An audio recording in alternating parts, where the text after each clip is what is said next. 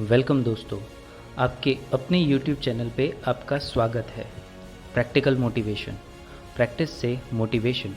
अभी corona virus के outbreak की वजह से लॉकडाउन एक्सटेंड हुआ है, इसलिए अब जो मैं बोलने जा रहा हूँ उसे आप इमेजिन कीजिए। इमेजिन कि आपको कोरोना हो गया है। भगवान ना करे किसी को भी हो, पर इमेजिन करो कि आपको हो गया है। आपको आपकी गवर्नमेंट एक फैसिलिटी सेंटर पर लेके जाती है जहाँ पर आपके जैसे लोगों को लाइन में खड़ा किया जाता है। उसके बाद सबको दो ग्रुप्स में बांटा जाता है। आपको एक ग्रुप में और आपके दूसरे दोस्त को दूसरे ग्रुप में भेजा जाता है। और अब उस दूसरे ग्रुप का एक भी आदमी वापस कभी नहीं दिखा। जब आप वहाँ पर रहने वाले पुराने लोगों को पूछते हैं तो वो एक चिमनी की तरफ इशारा करके बोलते हैं कि ये भाई, तेरा वो दोस्त अभी उस धुएं के साथ स्वर्ग में पहुँच गया। उस वक्त आपको क्या फील हो रहा होगा? क्या आप खुशी मनाओगे कि भगवान आपका शुक्रिया, आपने मुझे बचा लिया, या फिर दुख मनाओगे अपने उस दोस्त के मरने का और उन सारे अलग अलग लोगों के मरने का? भयानक लगा गाइस। इस इमेजिनेशन को जिया था विक्टर फ्रैंकलिन ने। During the world war two उन्हें कॉन्सेंट्रेशन कैंप में भेजा गया था, जहां पर एडोल्फ हिटलर ने गैस चेंबर्स बनवा के 11 लाख लोगों को मार डाला था। ऐसे माहौल में जहाँ पर लोग जीने से ज़्यादा जल्दी मरने की विश करते थे, ऐसे माहौल में विक्टर 3 साल रहे और सरवाइव किया। आज हमारे पास सब होने के बावजूद बोर होने लगते हैं। सोचो उन्होंने कितना झेला होगा। तो ऐसा क्या था कि ऐसे माहौल में भी वो ज़िंदा रहे? ऐसा क्या था कि उन्होंने सिर्फ सरवाइव ही नहीं किया, बट वहाँ से निकलने के बाद दुनिया की सबसे ज़्यादा पढ़ी गई किताब भी लिखी? वो क्या चीज़ थी जिसने ऑथर को ज़िंदा रखा? ऑथर के खुद के शब्दों में मीनिंग टू द लाइफ ही है जिसकी वजह से वो इस समय को सर्वाइव कर गए और अपनी स्टोरी के ज़रिए मिलियंस एंड मिलियंस लोगों को उन्होंने इंस्पायर भी किया। आज मैं आपको उन्हीं की मैन्स सर्च फॉर मीनिंग नाम की बुक की प्रैक्टिकल टिप्स शेयर करूंगा, जिसकी मेरे हिसाब से आप सभी को अभी के टाइम में खास ज़रूरत है। So let's start. Number 1, find your purpose. Author उस नरक जैसी हालत में भी जी गए क्योंकि उन्हें उनकी लाइफ का पर्पस, उनकी लाइफ का वाई एकदम क्लियर था। उन्हें पता था कि उन्हें वहाँ से बाहर निकलना है और किस लिए बाहर निकलना है। उन्हें पता था कि उन्हें अपनी बीवी को मिलना है, अपने इन एक्सपीरियंसेस को दुनिया के साथ शेयर करना है। आपको भी अपनी लाइफ का वाई क्लियर करना पड़ेगा अगर आपको अपनी लाइफ को मीनिंग देना है तो।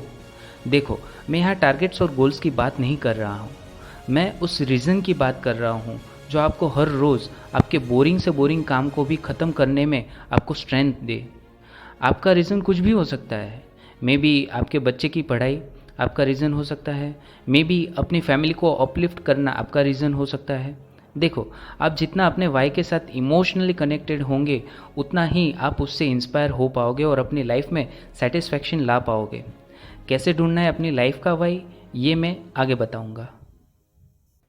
Number 2, give positive meaning.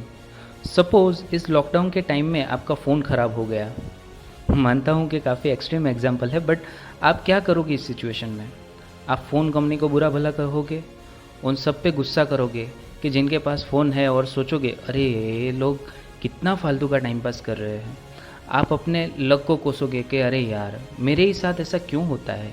या फिर आप ये सोचोगे कि अरे अच्छा ही हुआ ना, वैसे भी फ़ोन की वजह से पूरा दिन बस टिकटॉक ही देख रहा था, चलो अब मैं कुछ मेरे काम की बुक्स भी पढ़ लेता हूँ, थोड़ा मेरी फैमिली को ज़्यादा टाइम दे देता हूँ।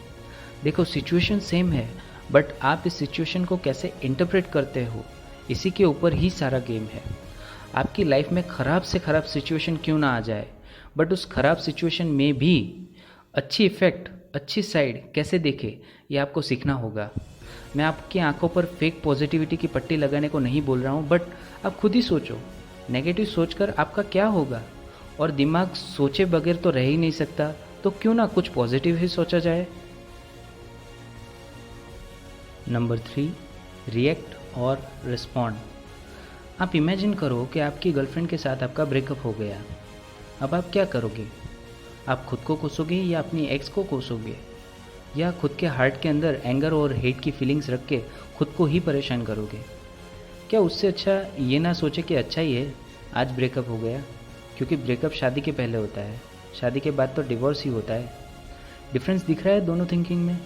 पहली सिचुएशन में आपने रिएक्ट किया एंड सेकंड सिचुएशन में आपने पॉजिटिवली रहकर रिस्पॉन्ड किया। आपको अपनी थिंकिंग के अंदर इस चीज़ को लाना है। आपको रिएक्ट करने के बजाय रिस्पॉन्ड करना सीखना है। मैं जानता हूँ कि ये इतना आसान नहीं है, बट ऑथर जो कि ऐसी जगह थे जहाँ पर उनकी मौत उनसे सिर्फ 2 स्टेप्स ही दूर थी, अगर वो वहाँ पर ये कर सकते थे तो हम इतनी अच्छी सिचुएशन में हैं, हम तो कर ही सकते हैं। ये थे इस बुक के मेन आइडियाज़। अब मैं आपको इन आइडियाज़ को आप अपनी लाइफ में कैसे इम्प्लीमेंट कर सकते हो, इसके रिलेटेड 2 प्रैक्टिकल टिप्स देना चाहता हूँ। Number 1, find your why. आप क्या करो कि एक पेन एंड पेपर लो और 10 ऐसी एक्टिविटीज़ या काम लिखो जिसे आप फ्री में कर सकते हैं, जिस काम के लिए आपको कोई मनी भी ना प्रोवाइड करे, फिर भी आप करोगे। अब उन 10 में से आपको सिर्फ 2 ही सिलेक्ट करने हैं। ये 2 काम ऐसे हैं जो आपके लिए सांस लेने के जैसे हैं। अब आपको इन दोनों कामों को 3 बार वाई पूछना है। फॉर एग्ज़ाम्पल मेरे लिए ये काम था वीडियो बनाना। पहला वाई, क्यों वीडियोज़ बनाना? क्योंकि वीडियो बनाने से मैं अपने नॉलेज को शेयर करके लोगों के काम आना चाहता हूँ। दूसरा वाई, क्यों यही काम, क्यों कोई और काम नहीं? क्योंकि इस काम में मेरी क्रिएटिविटी भी दिखती है और लोगों को मैं डायरेक्टली हेल्प भी कर पाता हूँ। तीसरा वाई, क्यों प्रैक्टिकल टिप्स? सिर्फ बुक समरीज पर भी आप चैनल चला सकते हो, तो क्यों प्रैक्टिकल टिप्स? क्योंकि सिर्फ किताबी बातों से लोगों का भला नहीं होने वाला। मैं लोगों को वो टूल्स देना चाहता हूँ जिससे वो इन बुक्स की बातों को इम्प्लाई करके अपनी लाइफ में चेंजेस ला सके। आप भी इसी तरह से अपनी लाइफ का मीनिंग फाइंड कर पाओगे। Number 2, bite your nail. कई बार ये होता है कि हम कितना भी पॉजिटिव रहना चाहे फिर भी नेगेटिविटी आ ही जाती है, नेगेटिव थॉट्स आ ही जाते हैं। इससे बचने के लिए आप ये टिप का यूज़ कर सकते हैं। आप क्या करो कि खुद को ऑब्जर्व करो।